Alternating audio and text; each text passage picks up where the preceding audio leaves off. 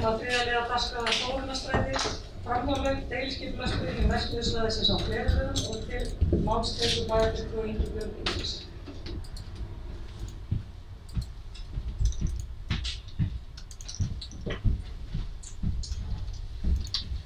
Forseti, ágætu bæjarfulltrúar.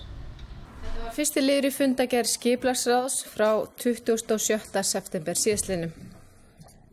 Lögð fram að lokinu auglýsingu tillaga að breyting á deiluskipulagi verksmiðjusvæðis á Gleráreyrum sem felst í að gera ráð fyrir framhjólhlaupi á Þórunnarstræti til hægri, til suðurs inn á Glerárgötu auk breytinga á göngustígum, gangbrautum og umferðareyjum.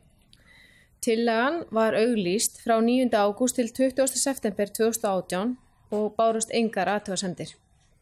Fyrir liggur umsókn Vegagerðarinnar, þar sem ekki er gerð athugasemd við tillöguna, og Norðurorku þar sem framkoma ábendingar sem varða lagnir á svæðinu.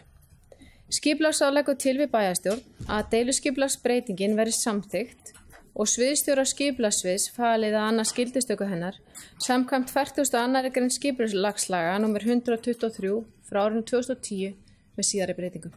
Takk.